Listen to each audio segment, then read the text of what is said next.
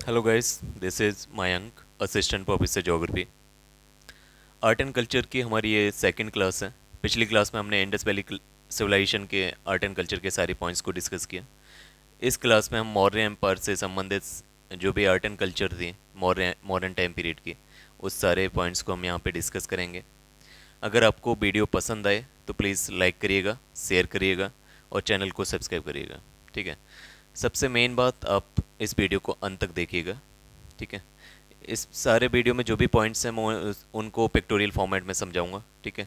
यानी सारे पॉइंट्स के साथ साथ उनकी पिक्चर्स भी होंगी ताकि आप आसानी से समझ सकें।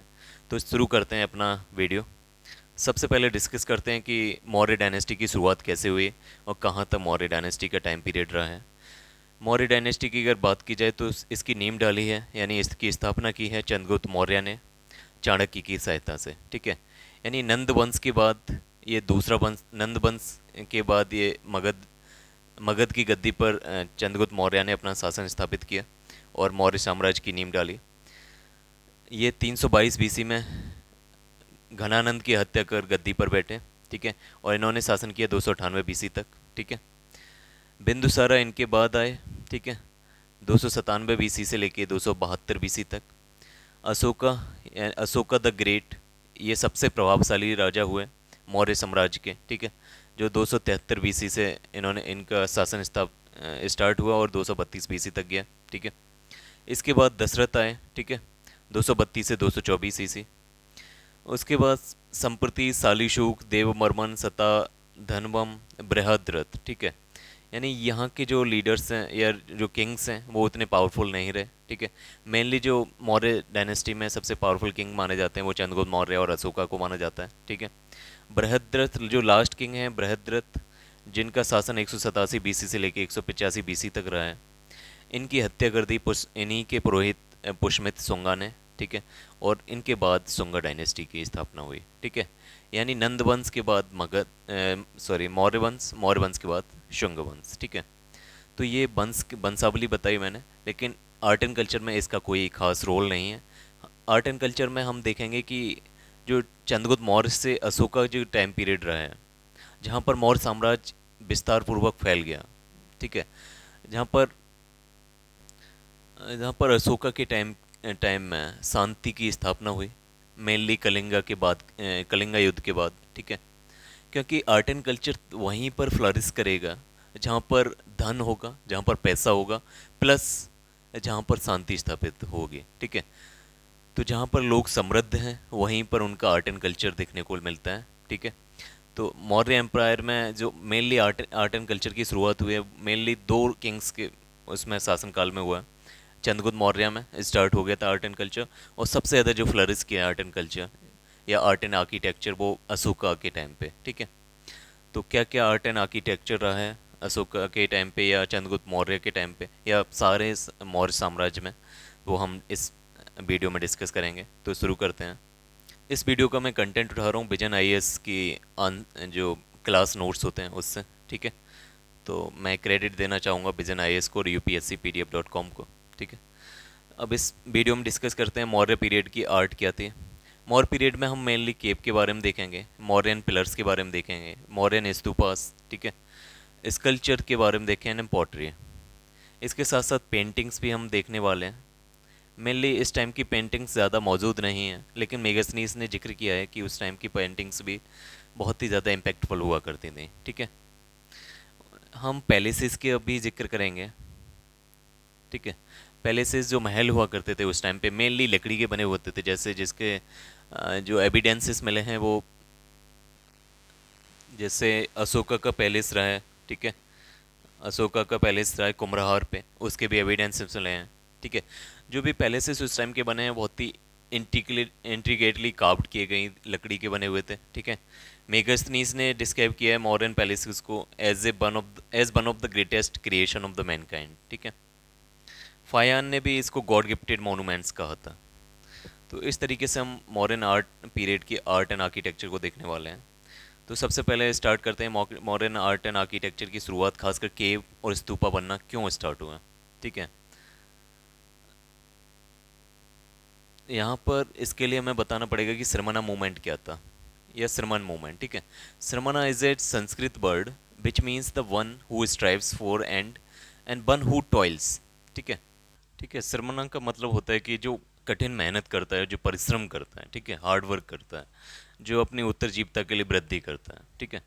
It was a progressive religious reform movement which was anti वैदिक इन नेचर, ठीक है।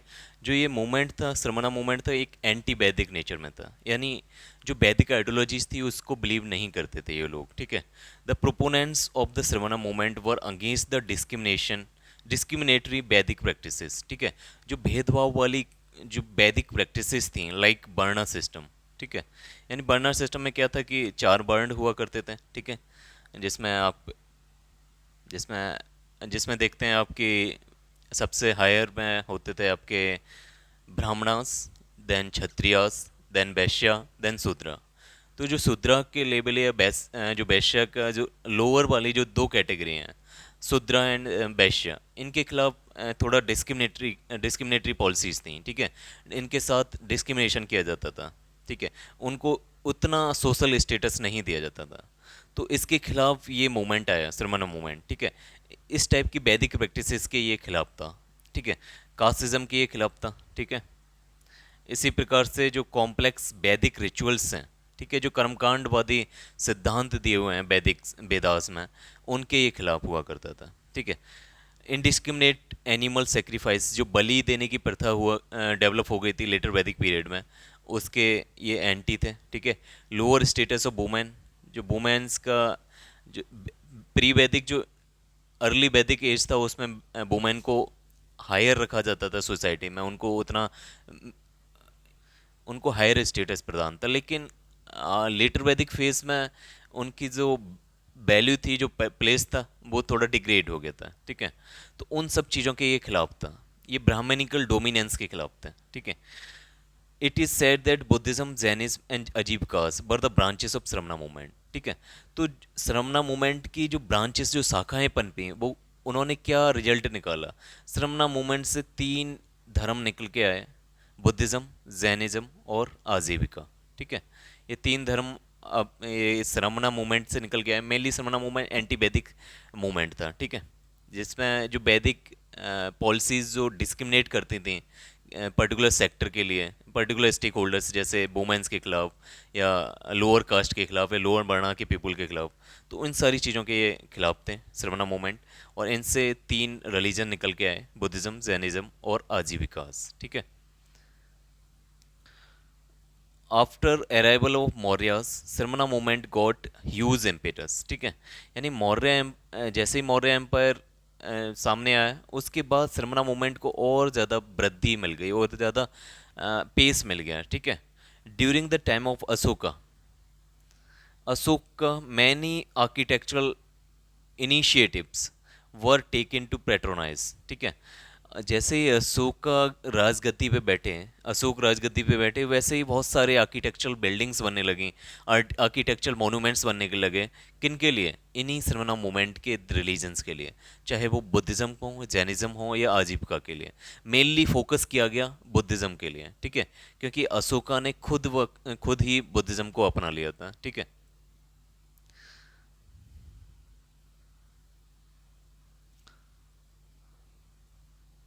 अब मॉडर्न आर्ट एंड आर्किटेक्चर का पहला पॉइंट डिस्कस करते हैं। इसमें आता है सबसे पहले मॉडर्न केव, ठीक है।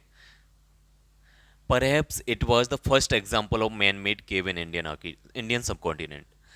जो भारतीय उपमहाद्वीप है उसमें ये पहला एग्जाम्पल था, यानी इतिहास का ये पहली बार इंसान खुद से केव बनाना स्टार्ट किया है, ठीक है।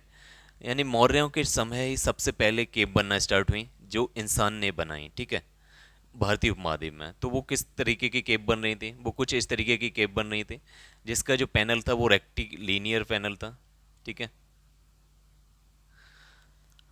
एंट्रेंस आपका इस तरीके से दिखता था, और मेनली जो केव्स थी वो आजीविका या बुद्धिज़्म के लिए थी, ठीक है।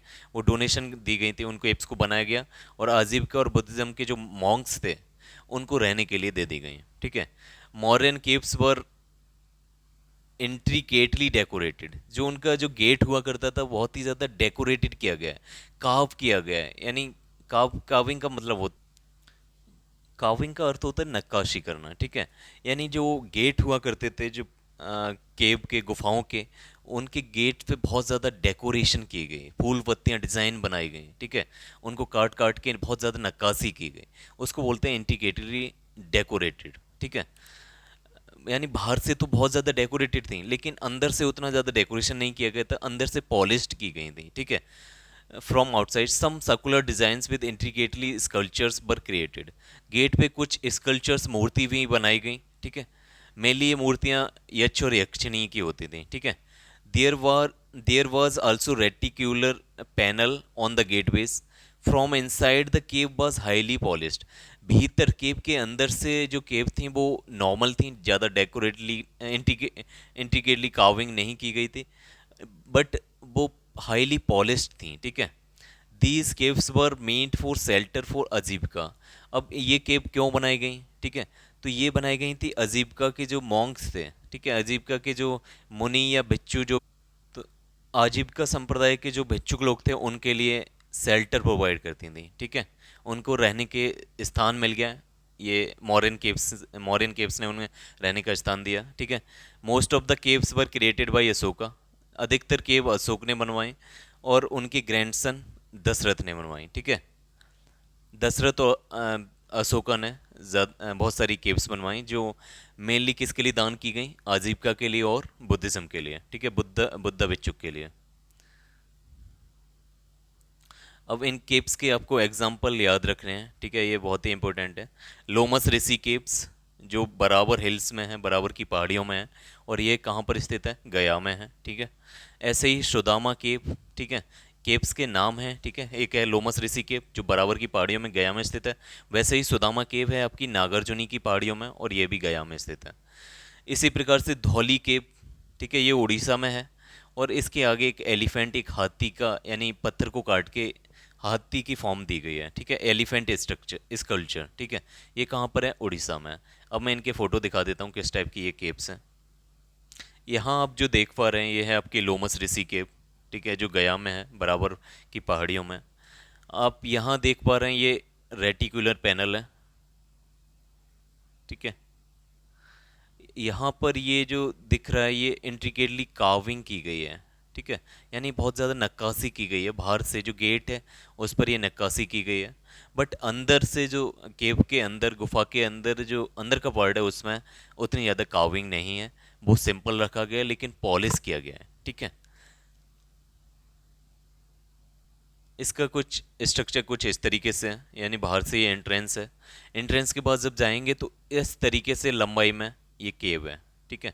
यानी ये भीतर का जो रहने का स्थान है, एक्चुअली ये पहाड़ी है, जो पत्थर पूरा जो पहाड़ी है उसको काट काट के उसके अंदर से मलबा निकाल के, यानी उसके अंदर से जो वेस्ट मटेरियल था उसको निकाला गया, और वहाँ क्या बन गया, एक गुफा बना दी गई, मैन मेड स्ट्रक्चर है, ठीक है। From the inside it looks like this, ठीक है। अंदर से कुछ इस तरीके से दिखती है, सिंपल है, ठीक है। उतनी ज़्यादा काविंग नहीं की गई है, गेट पे काविंग थी, ठीक है, नक्काशी की गई थी, बट अंदर कोई नक्काशी नहीं है। लेकिन ये आप देख पा रहे हैं ये शाइनिंग कर रही है, क्योंकि ये बहुत ही ज़्यादा पॉलिश्ड की गई है, ठीक है। यानी ये जो स्टोन है उसको इतना ज़्यादा घिसा गया है कि वो पॉलिश करने लगा है, ठीक है। इसी प्रकार से आप ये देख पा रहे हैं, ठीक है। ये आपको देखने में एक एलिफेंट की तरह लग रहा है, ये एलिफेंट का डिज़ाइन दिया गया है, ठीक है। ये एलिफेंटाइन केव है, ये आपकी उड़ीसा में है, ठीक है। धौली केव है ये, ठीक है। ये पूरा पहाड़ को काट के एक केव बनाया गया है इधर, और बाहर ये स्ट्रक्चर बनाई गई है, ठीक है, एलिफेंट स्ट्रक्चर। ये आपकी धौली केव है, किस टाइम पीरियड की बनी है, मॉडर्न टाइम की, ठीक है। चलते हैं नेक्स्ट नेक्स्ट टॉपिक पर। ये है आपका नेक्स्ट टॉपिक, मॉडर्न पिलर्स, ठीक है। अभी हमने क्या देखी, मॉडर्न केव देखी, अब देखते हैं modern pillar. At this point of time there was construction of pillar in आर्किमेनियन आल्सो, ठीक है। आर्किमेनिया में भी इस टाइम पे पिलर बन रहे थे, जिस टाइम पे मॉडर्न टाइम पे अशोका पिलर्स बनवा रहे थे, ठीक। एक्मेनियन एम्पायर क्या है, एक्मेनियन एम्पायर उस टाइम पीरियड में नॉर्थ वेस्ट इंडिया से लेके आपका इजिप्ट तक फैला हुआ एक एम्पायर था। मेनली इसका सेंटर पर्सिया यानी ईरान में था, ठीक है। तो वहाँ पर भी पिलर्स बनाए जा रहे थे, ठीक है। लेकिन मॉडर्न पिलर्स और आर्किमेनियन पिलर्स के बीच में बहुत सारा डिफरेंस था, ठीक है, वो हम इस वीडियो में देखेंगे। अगर हम मौर्यन पिलर की बात करें तो मौर्यन पिलर कुछ इस तरीके से दिखते थे। ठीक है, जिस पर आपका पूरा एक साफ्ट होता था और बहुत ही हाईली पॉलिश्ड होता था। ये हाईली पॉलिश्ड बेस साफ्ट होता था। ठीक है, मोनोलिथिक बेस है। मोनोलिथिक का अर्थ होता है एक ही स्टोन से बनाया हुआ, यानी ये यहाँ से यहाँ तक पूरा एक स्टोन है, सॉरी, ये पूरा एक स्टोन है। और इसी को यह ये नहीं कि टुकड़ों में जोड़ा गया है, ये एक सीधा एक स्टोन है जिसको काविंग करके एक पिलर बनाया गया है। ठीक है, वो बहुत ही ज़्यादा पॉलिश्ड होता था, एक ही स्टोन से बनता था। इसके ऊपर क्या होता है, कैपिटल होता है। ठीक है, ये जो हिस्सा है इसको कैपिटल बेस बोलते हैं। ठीक है, कैपिटल मेनली ये लोटस का, यानी इसमें कमल की फूल की पत्तियों की तरह डिजाइन बनी होती थी। ठीक है, इसे लोटस बेल भी बोलते हैं, और बेल शेप्ड होता था। ठीक है, इसके जस्ट ऊपर एक रखने के लिए जो इमेज हम रख रहे हैं, सबसे ऊपर एनिमल पार्ट होता था। उसके नीचे वाला जो स्टैंड होता था उसे अबेकस बोला जाता था। ठीक है, ये सर्कुलर हो सकता था या रेक्टेंगुलर बेस होता था। ठीक है, तो ये कुछ पार्ट हैं। आप जो मेंस आंसर कॉपी है, आप चाहे यूपीपीसीएस का मेंस देख रहे हो या यूपीएससी का, तो उसमें इस तरीके की डिटेल आप डाल सकते हैं। ठीक है, इसी चीज़ को जब आप अपनी कॉपी में बनाएंगे, ठीक है, क्योंकि डायग्राम को उतने अच्छे से बना पाना संभव नहीं है, तो कुछ इस तरीके का इमेज बन सकता है। थोड़ा सा इसे अच्छा कर सकते हैं। जैसे ये मोनोलिथिक शाफ्ट है पूरा। ठीक है, इसके जस्ट ऊपर आपने देखा बेल शेप्ड कैपिटल थी या लोटस कैपिटल थी। ठीक है, उसके जस्ट ऊपर यहाँ पर एक अबेकस होता है। ठीक है, और उसके ऊपर आपने क्रॉनिंग एनिमल, कोई भी एनिमल हो सकता है, जैसे लायन हो सकता है, बुल हो सकता है। ठीक है, एलिफेंट हो सकता है। ये सारी अलग अलग जो पिलर्स हैं उन पे अलग अलग कोई एनिमल रखे गए हैं। ठीक है, अब मॉडर्न पिलर्स और आर्किमेनियन पिलर में क्या क्या अंतर है वो हम डिस्कस करते हैं। जो मॉडर्न पिलर थे, these pillars were monolith created in one go, यानी ये जो पिलर थे वो मोनोलिथ थे, सिंगल स्टोन से बने हुए पिलर थे, हुआ करते थे। ठीक है, लेकिन जो आर्किमेनियन एम्पायर यानी पर्शियन साम्राज्य में जो पिलर बनते थे, वो it was not a monolith and created in pieces. वो जो पिलर थे वो बहुत सारे पीसेस को आपस में जोड़ के बनाया जाता था। ठीक है, स्टोन के छोटे छोटे टुकड़ों को आपस में जोड़ा और उससे पिलर खड़ा किया। ठीक है, उनकी जो एवरेज हाइट हुआ करती थी आर्किमेनियन एम्पायर के पिलर्स की, वो 20 से 25 फीट होती थी। ठीक है, क्योंकि वो छोटे छोटे टुकड़ों से बनाया, उससे ज़्यादा हाइट नहीं ले जा सकते। ठीक है, वैसे जबकि मॉडर्न प्लेयर्स की हाइट हुआ करती थी 40 फीट के something. Modern players always erected in open, ये ओपन फील्ड में इरेक्ट किए जाते थे। कहीं भी जो लगाए जाते थे वो किसी बिल्डिंग के चार दीवार के अंदर नहीं लगाए जाते थे, ये ओपनली इरेक्ट किए जाते थे। ठीक है, किसी गार्डन में लगा दिए गए या कहीं भी किसी भी जगह पे लगा दिए गए। जबकि आर्किमेनियन एम्पायर के जो पिलर थे वो use inside the close structure, वो कहीं ना कहीं एक क्लोज्ड बाउंड्री के अंदर एक पिलर को खड़ा किया जाता था। ठीक है, आर्किमेनियन पिलर की अगर बात की जाए तो there was concrete enforcement at the base of pillar. ठीक है, जो आर्किमेनियन पिलर हुआ करते थे उनके जो जो बेस हुआ करता था, वहाँ कहीं ना कहीं एक कंक्रीट इन्फोर्समेंट किया जाता था, यानी चारों तरफ से कंक्रीट से इन्फोर्स किया जाता था, उसके ऊपर पिलर खड़ा किया जाता था। लेकिन मॉडर्न पिलर ऐसा कुछ नहीं होता था। ठीक है, मॉडर्न पिलर्स को सीधा डायरेक्टली लगा दिया जाता था ग्राउंड में। अगर मॉडर्न पिलर की बात की ना, तो the craftsman skill of modern pillar was quite high. ठीक है, जो स्किल दिखाई गई है मॉडर्न पिलर्स में बहुत ही ज़्यादा अच्छी है एज कम्पेयर टू आर्किमेनियन पिलर। ठीक है, Medicore level of craft skill है आर्किमेनियन एम्पायर के पिलर्स की। बोथ वर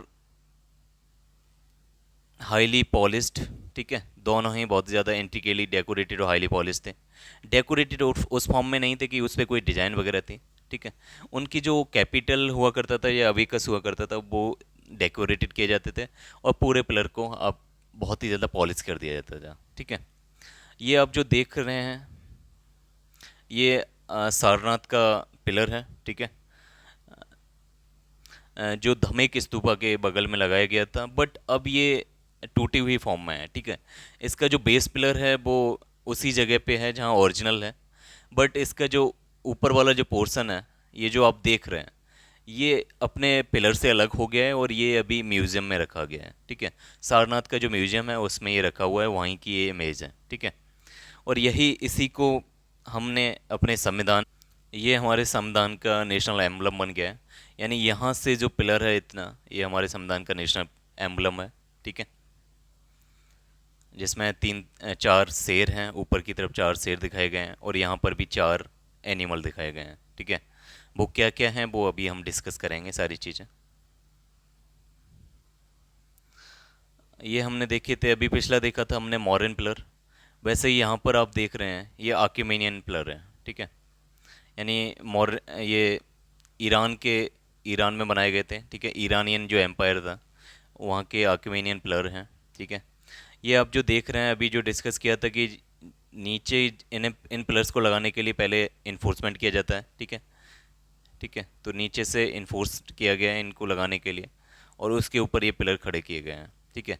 ये मोनोलिथ नहीं है, ठीक है, दीज आर नॉट मोनोलिथ। यानी एक पिलर नहीं है, ये कई हिस्सों में टूटे हुए और आपस में जोड़ा गया है, ठीक है। अ, जबकि ये जो मॉडर्न पिलर्स हुआ करते थे वो एक ही सिंगल पिलर से बनते थे। ये आपका रामपुरबा का पिलर है, ठीक है। ये भी टूटा हुआ है, तो इसका ऊपर वाला जो पोर्शन है वो यहाँ पर रखा गया है इसके म्यूजियम में, ठीक है। ये रामपुरबा का ये इसका जो क्रॉनिंग एनिमल है ये बुल है, ठीक है।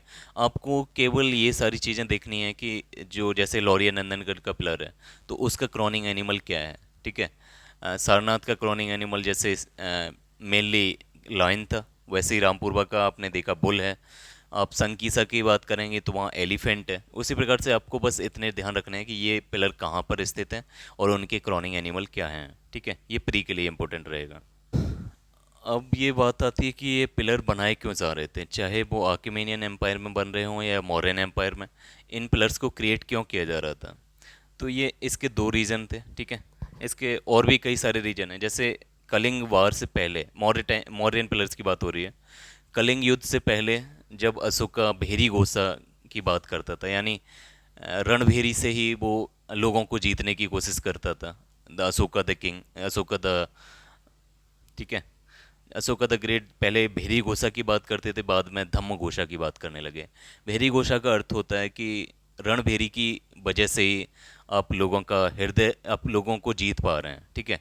जबकि कलिंग युद्ध के बाद जब उनका हृदय परिवर्तन हुआ तो उसके बाद वो भेरी घोषा से शिफ्ट हो गए धम्म घोषा पे। धम्म घोषा का अर्थ होता है कि धम्मा का अर्थ होता है धर्म, ठीक है। यानी धम्मा की वजह से आप लोगों के दिल जीत पा रहे हैं, ठीक है। तो जब कलिंग युद्ध से पहले ये जो पिलर बना करते थे वो सेलिब्रेट विक्ट्री को सेलिब्रेट करने के लिए होते थे, ठीक है। जैसे आप अगर मेडिवल टाइम्स की बात करें तो जो बुलंद दरवाज़ा फतेहपुर सीकरी में बना हुआ है तो वो गुजरात विजय का एक प्रतीक है। फतेह जो अकबर ने गुजरात विजय की थी उसके प्रतीक स्वरूप ये फतेहपुर सीकरी का बुलंद दरवाज़ा बनाया गया। उसी तरीके से जो पिलर्स उस टाइम पे बनते थे कलिंग युद्ध से पहले, वो एक विक्ट्री यानी आपकी विजय को दिखाते थे, ठीक है। और to serve imperial sermons and commands, ठीक है। या फिर जो राजा कोई भी आज्ञा दे रहा है, कोई ऑर्डर दे रहा है, ठीक है, कोई सरमन्स दे रहा है या कमांड दे रहा है, तो उन पिलर्स के ऊपर वो चीज़ें उकेरी जाती थी, ठीक है, ताकि लोग जान सकें, ठीक है। और वो अलग अलग जगह पे पिलर्स इरेक्ट कर दिए जाते थे, खड़े कर दिए जाते थे। लेकिन कलिंग के युद्ध के बाद जब अशोक का हृदय परिवर्तन हुआ, उन्होंने धम्मा में चले गए, भेरी गोसा से वो धम्म गोसा की तरफ मूव हो गए। तो Ashoka abandoned the policy of Bheri Ghosha, ठीक है। यानी जो मिलिट्री एनेक्सेशन की जो पॉलिसी थी यानी भेरी घोषा थी उसको उन्होंने त्याग दिया और उसकी जगह धम्म घोषा को अपना लिया। धम्म घोषा क्या होता है, सोशियो कल्चरल एनेक्सेशन, ठीक है। यानी आपकी सामाजिक और संस्कृति के बल पर लोगों को जीतना, ठीक है। यहाँ उन्होंने क्या किया कि अब ये किसके लिए पिलर्स यूज हो रहे थे, अब ये पिलर हो रहे थे to celebrate important life events of Buddha. यानी जो बुद्ध की महात्मा बुद्ध की जो लाइफ इवेंट्स रहे हैं, उनकी जन्म रहा हो, चाहे उनका गृह त्याग रहा हो, चाहे उनका पहला उपदेश की बात हो, चाहे उनका महापरिनिर्वाण रहा हो, ठीक है। इन सारी चीज़ों का जो जिक्र किया जा रहा था वो कहाँ से किया जा रहा था, किन चीज़ों से किया जा रहा था, वो इन्हीं पिलर्स की वजह से किया जा रहा था, ठीक है। और ये पिलर्स किस चीज़ में यूज हो रहे थे, टू प्रोपोगेट धम्मा, ठीक है, धम्मा का प्रचार करने के लिए, ठीक है। Moral ethical code of conduct, Dhamma क्या होता है, एक धर्म का ही शाब्दिक अर्थ धम्मा है, ठीक है, पाली भाषा में। तो इसका अर्थ होता है moral ethical code of conduct, ठीक है। नेक्स्ट हम बात करते हैं कि ये कौन कौन से पिलर हैं, ठीक है, तो उनको हम डिस्क्राइब करते हैं। सबसे पहले अगर पिलर की बात करें तो सारनाथ पिलर, ये आपका उत्तर प्रदेश में है। वाराणसी के बगल में ही एक सारनाथ छोटा सा शहर है, वहाँ पर ये सारनाथ पिलर है, ठीक है। ये पिलर भी कलिंग युद्ध के बाद बनाया गया है। तो ये किस चीज़ के में काम आएगा, ये धम्म का प्रचार करने में, ठीक है। इसमें 4 animals were represented in between धर्म चक्र, ठीक है। जो धर्म चक्र है उसके बीच में 4 एनिमल्स को दिखाया गया है, जिसमें है बुल, ठीक है, यानी आपका बैल है, सांड है, हॉर्स है, घोड़ा है, एलिफेंट हाथी और लायन है, ठीक है। इसको याद रखने का फॉर्मूला ये है BHEL, ठीक है। Bull, horse, elephant and lion, bell, ठीक है। ये चारों ही बैक टू बैक हैं, बीच में एक आपका धर्म चक्र दिखाया गया है और 4 बैक टू बैक लाइन्स दिखाए गए हैं, ठीक है। The upper part of Sarnath pillar is national emblem of India, और जो अपर पार्ट है इसी पिलर का जो अलग टूट के म्यूजियम में रखा गया है वही आपका नेशनल एम्बलम बन गया है, ठीक है। जैसे ये आपका नेशनल एम्बलम है, ठीक है। इसमें आप 4 बैक टू बैक 4 शेर दिखाए गए हैं, ठीक है। 3 शेर आप देख पा रहे हैं, एक शेर जस्ट पीछे है, ठीक है। यहाँ पर धर्म चक्र दिखाया गया है ये, ठीक है। इसी तरीके से 4 धर्म चक्र दिखाए गए हैं, चारों साइड में, एक पीछे है। और इन धर्म चक्र के बीच में 4 आपके एनिमल दिखाए गए हैं, जो कुछ इस प्रकार से याद रख सकते हैं आप। पहला है आपका बुल, सेकंड है हॉर्स, जैसे बुल आप यहाँ देख रहे हैं, हॉर्स आप यहाँ देख रहे हैं। इसी प्रकार से आप पीछे एलिफेंट भी देखेंगे और उसके पीछे एक लाइन भी देखेंगे, ठीक है। तो टोटल मिला के आपके यहाँ 8 एनिमल का जिक्र किया गया है, ठीक है। नेक्स्ट हम बात करेंगे तो रामपुरवा का कैपिटल जो बिहार में है, ठीक है। रामपुरवा कहाँ पर है, बिहार में है। और इसका जो क्रॉनिंग एनिमल है वो सिंगल बुल है, जो अभी हम देख चुके थे यहाँ पे, ठीक है। ये आपका रामपुरवा का पिलर है, ठीक है। लौरिया नंदनगढ़, लौरिया नंदनगढ़ पिलर की अगर बात करें तो ये भी आपका बिहार में है, और इसका जो क्रॉनिंग एनिमल है वो लायन है, शेर है, ठीक है।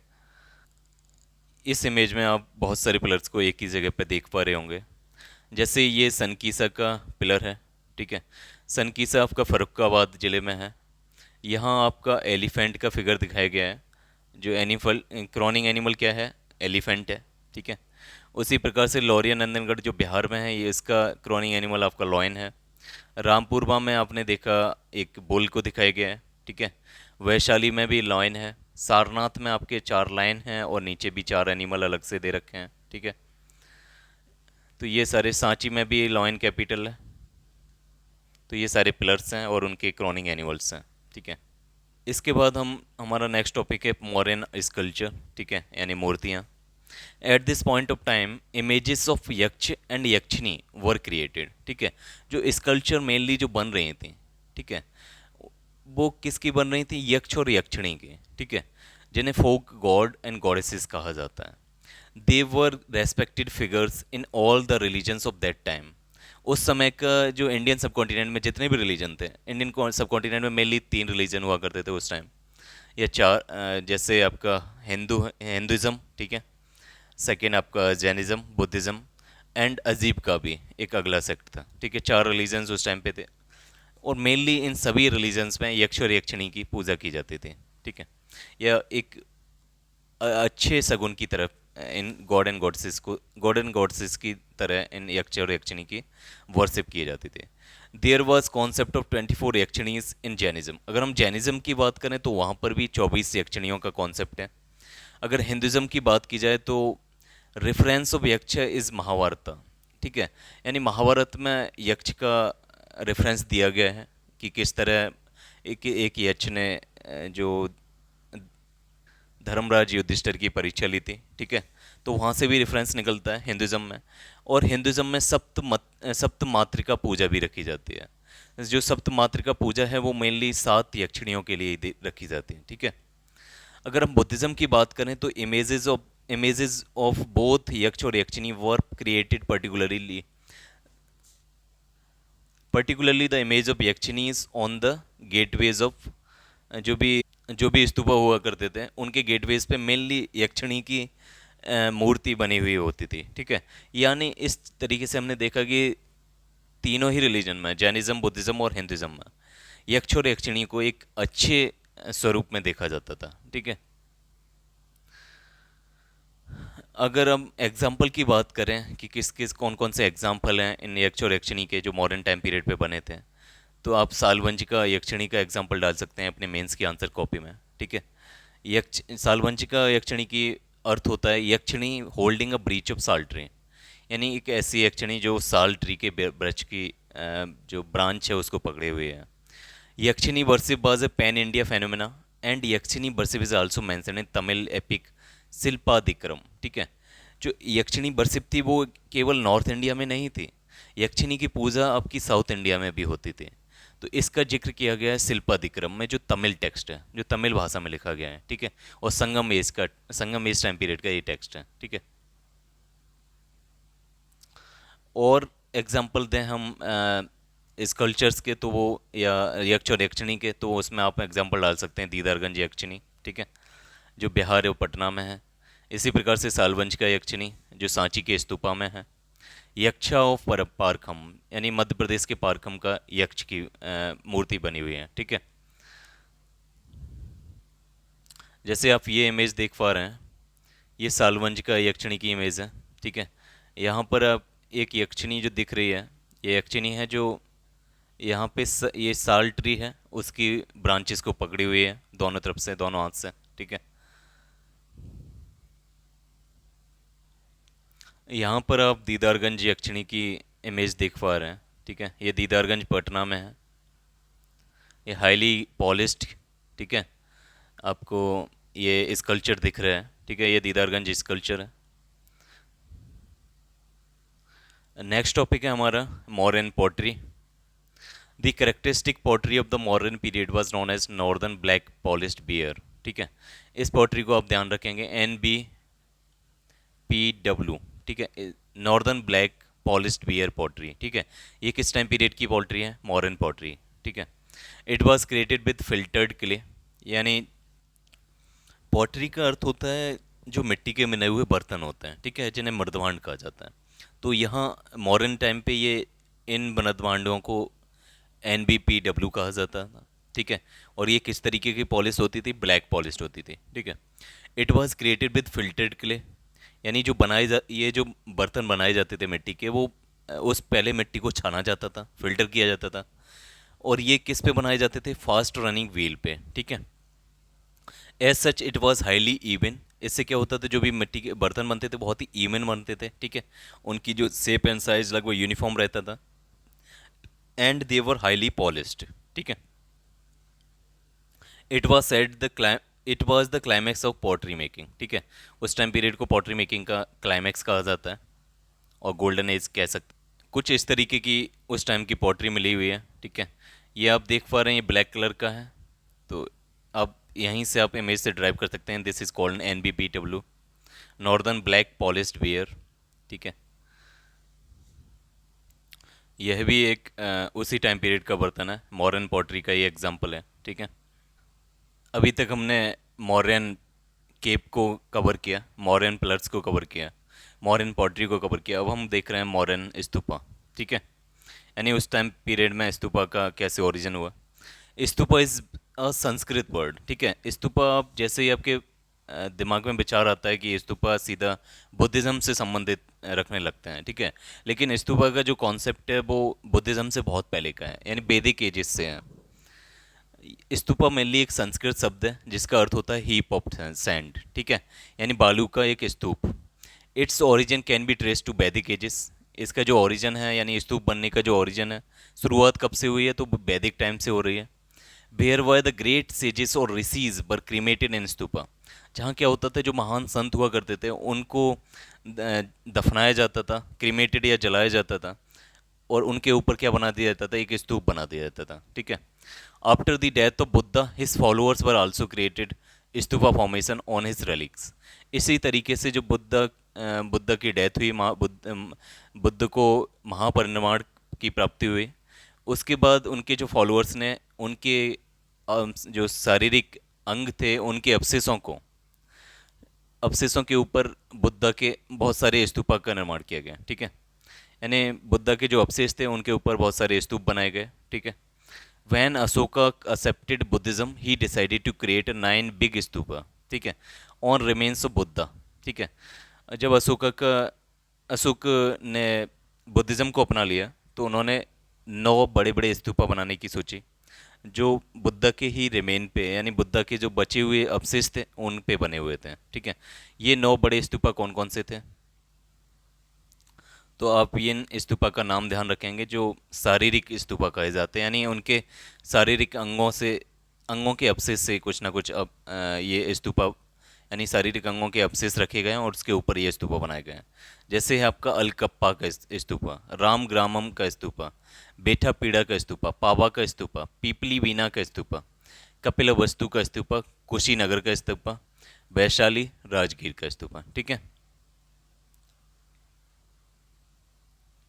फॉलोइंग द टीनेट्स ऑफ अवदान सूत्र, ठीक है, अवदान सूत्र को फॉलो करते हुए Ashoka decided to construct large number of stupa, ठीक है। अवदान सूत्र को फॉलो करते हुए अशोक ने बहुत सारे स्तूपा बनवाए। He initiated a policy calm and glad, ठीक है, बेहर why he wanted to win the heart and bring peace to the large number of people. यानी अशोक का उद्देश्य क्या था? अशोक का उद्देश्य था कि समाज में शांति स्थापित की जाए, खुशियाँ लाई जाएं समाज में, ठीक है।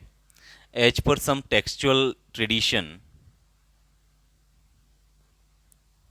इट वाज, कुछ किताबों के हिसाब से ये कहा जाता है कि Ashoka constructed more than 84,000 stupa, ठीक है, कि अशोका ने लगभग 84,000 से अधिक स्तूपा का निर्माण कराया है। लेकिन ये हो सकता है एग्जैजरेशन हो, ठीक है। अब बात करते हैं हम जो स्तूपा था वो किस तरीके का दिखता था और उसके क्या क्या फीचर्स थे, ठीक है, स्तूपा के क्या क्या एलिमेंट्स थे, वो सारी चीज़ें हम डिस्कस। ये जो इमेज आप देख पा रहे हैं ये सांची का स्तूप है, ठीक है, सांची स्तूपा है। इसका जो गेट होता है, यानी जितने भी मेनली जो स्तूपा होते हैं उनको चारों दिशाओं से 4 गेट बने होते हैं, ठीक है। और जो गेट होते हैं मेनली उनको बोला जाता है तोरणा, ठीक है, उनको क्या कहा जाता है? तोरणा, ठीक है। जो ये बाउंड्री वॉल दिख रही है बाहर से, स्तूपा के बाहर जहाँ गेट के साइड में, उसको बोला जाता है वेदिका, ठीक है। ये जो सेमी सिलेंड्रिकल शेप का जो स्ट्रक्चर है इसको अंडा बोलते हैं, ठीक है। अंडा के नीचे जो चीज़ है उसको मेदी बोला जाता है, जिसके इनसाइड में बुद्धा का रिलिक्स रखे गए हैं, ठीक है, बुद्धा के अवशेष रखे गए हैं। ये जो आपकी रेलिंग्स दिख रही है, ठीक है, यहाँ पर आप ट्रे घूम सकते हैं, इसके ऊपर आप परिक्रमा कर सकते हैं, तो इसको बोला जाता है आपका प्रदक्षिणा पथ, ठीक है। इसके जस्ट ऊपर यहाँ पर आपको एक अलग तरीके की इमेज फीचर दिख रहा है, ये है आपका हर्मिका, और बीचों बीच यहाँ आपकी एक सीधा एक लीनियर फॉर्म में एक स्ट्रक्चर है जिसको यस्ती बोलते हैं, ठीक है, जिसे पूरे यूनिवर्स का सेंटर माना जाता है। और ये जस्ट ठीकों ठीक उस जगह के ऊपर होता है जहाँ पर बुद्ध के अवशेष रखे गए हैं, ठीक है। इसी इसी यस्ती के चारों तरफ दो तीन या 5 रिंग्स होते हैं, जो रिंग सर्कुलर फॉर्म में होते हैं, उनको बोला जाता है आपका छतरी कहा जाता है इनको, ठीक है। अगर 3 छतरी हैं तो उनका मतलब होता है कि वो बुद्ध धम्म और शंख को दिखा रही हैं, ठीक है। ये आपका देखा स्ट्रक्चर इस तरीके का स्तूपा है। लेकिन जब भी आप मेंस में इस तरीके स्तूपा के बगैर में स्तूपा से क्वेश्चन आता है तो इस तरीके की आप इमेज नहीं बना सकते, तो कुछ दूसरी तरीके की आप सिंपल इमेज बना सकते हैं। जैसे आप सिंपल से इस तरीके की इमेज से बुद्ध स्तूपा को दिखा सकते हैं, ठीक है। जो स्तूपा में अभी हमने दिखाया सांची का स्तूपा, उसी की तरीके से आप यहाँ पर अंडा को देख सकते हैं, ठीक है। ये जो फीचर है ये अंडा है, ठीक है। इसके जस्ट नीचे ये मेदी होती है जहाँ पर रेलिक्स रखा गया है बुद्धा का, ठीक है। इसके ऊपर आपका एक हर्मिका होता है, हर्मिका से यस्ती जा रही होती है, और यस्ती के जो साइड में तस्तरी नुमा आकृति हैं, इनको छतरी कहा जाता है। ठीक है। चा ये मेदी के आसपास घूमने के लिए प्रदक्षिणा पथ होता है। ठीक है। और चारों तरफ से जो बाउंड्री होती है उसके बीच बीच में चारों तरफ गेट हैं। ठीक है। इस बाउंड्री को वेदिका कहा जाता है और इन गेट्स को तोरण कहा जाता है। ठीक है। ये जो तोरण हैं ये चार लाइफ इवेंट्स को दिखाते हैं बुद्धा की। जैसे अगर ईस्ट तोरण की बात की जाए तो ईस्ट तोरण गेटवे आपका दिखाता है लुम्बिनी, यानी बर्थ प्लेस को दिखाता है। ठीक है। यानी बुद्धा की बर्थ को दिखाता है लुम्बिनी को। साउथ की अगर बात की जाए तो साउथ तोरण आपका बोध गया को रिप्रेजेंट करता है। ठीक है। साउथ में बोध गया है तो उसको रिप्रेजेंट करता है। वैसे ही वेस्ट में आपका सारनाथ है तो धर्म चक्र परिवर्तन को रिप्रेजेंट करता है वेस्ट का तोरण। इसी प्रकार से आपका जो ईस्ट में तोरण है, पूर्व में तोरण है, वो महापरिनिर्वाण की दिखाता है, महापरिनिर्वाण को रिजेम्बलेंस करता है, रिजेंबल करता है, और वो कुशीनगर को के बारे में बताता है। ठीक है। जो स्तूपा के बारे में बात करें तो तोरण क्या है? In four gateways these the four gateway और torana symbolize four important life stage of Buddha. ठीक है। ये जो गेटवेज हैं उनको तोरण कहा जाता है। ये क्या करते हैं कि ये बुद्धा की जो लाइफ स्टेजेस हैं उनको रिप्रेजेंट करते हैं। जैसे ईस्ट तोरण हमने देखा कि symbolise birth at Lumbini, south torana symbolises nirvana at Bodh Gaya, वैसे ही west symbolises Dharmachakra Parivartana at Sarnath, and north symbolises Mahaparinirvana at Kushinagar. ठीक है। ये तोरण चार स्टेज को रिप्रेजेंट करते हैं बुद्धा की। वैसे ही वेदिका, वेदिका क्या है? जो बाउंड्री वॉल है, the boundary wall of stupa is known as vedika, that it was full with illustrations. ठीक है। इस पे बहुत ही ज़्यादा कार्व्ड की गई है, इंट्रिकेटली कार्व की गई है, और बहुत सारी चीज़ें उकेरी गई हैं, जिसमें फोल्क नैरेटिव्स हैं और मेनली जातक कथाएं दिखाई गई हैं। ठीक है। Associated with previous life story of Buddha. जातक कथाएं क्या होती हैं? जातक कथाएं बुद्धा के पुराने जन्मों के बारे में कथाएं लिख रखी होती हैं। ठीक है। And also the entire life cycle of Buddha, और जो बुद्धा का जो जीवन इस जन्म में जीवित है वो पूरा ही साइकिल, पूरा ही पिक्टोरियल फॉर्मेट में दे रखा होता है। ठीक है। तो ये होती हैं जातक कथाएं जो वेदिका और तोरण पे रिप्रेजेंट की गई हैं।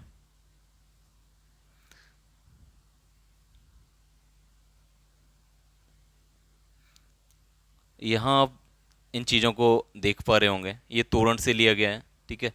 तो यहाँ पर ये जो इमेज दिखाई दे रही है एलिफेंट की, ठीक है, बहुत सारे एलिफेंट हैं यहाँ पे, ये इमेज दिख रही है। तो ये क्या दिखा रही है? जातक कथा की स्टोरी को बयान कर रही है। ठीक है। तो इस तरीके से ये तोरण और वेदिका को इंटिकेटली कार्व किया गया है, डेकोरेट किया गया है। ठीक है। बहुत ज़्यादा नक्काशी की गई है और इन सारी इमेज बनाई गई हैं जिससे जातक कथाएं आप याद कर सकते हैं, जातक कथाएं समझ सकते हैं। ठीक है।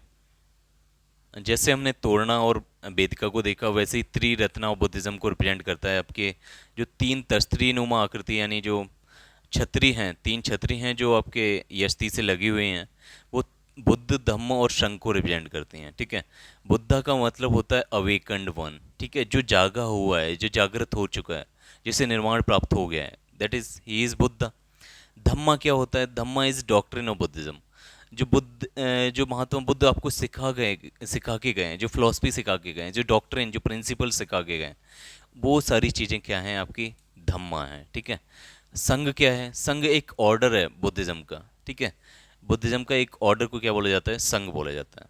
अगर मैं एक क्लास का एग्जांपल दूं, ठीक है, जैसे मैं टीचर हूं, तो मेरी अगर एक क्लास है, तो मैं क्या हूँ? मैं बुद्धा हूँ। ठीक है, उस क्लास का। ठीक है। यानी मैं अवेकंड बनूँ। धम्मा क्या है? मैं जो पढ़ा रहा हूँ अपने स्टूडेंट्स को, मैं जो सिखा रहा हूँ उनको, वो मेरा धम्मा है। ठीक है। वो मेरा धर्म है या धम्मा है। और जो मेरे बच्चे बैठे हुए, जो भी स्टूडेंट्स बैठे हुए हैं क्लास में, जो भी स्टूडेंट्स हैं सारे, उनके साथ मैं भी हूँ। तो ये पूरा सिस्टम क्या बन जा रहा है? पूरी क्लास क्या बन जा रही है? एक संघ बन जा रही है। ठीक है। एक ऑर्डर बन जा रहा है। ठीक है। तो इस तरीके से आप बुद्ध, धम्म और संघ को समझ सकते हैं। और इसको रिप्रेजेंट कौन करता है? आपके ये तीन छतरी रिप्रेजेंट करती हैं। ठीक है। इसी तरीके से प्रदक्षिणा पथ, ये किस काम में यूज होता है? It is an open ambulatory circular pathway around medhi for accessing the sacred structure and worship. ठीक है। ये एक पैसेज वे है, एक रास्ता है, जिससे आप जो सेक्रेड स्ट्रक्चर है, जो पवित्र स्थान है, उसकी पूजा कर सकते हैं, उसकी परिक्रमा कर सकते हैं। ठीक है।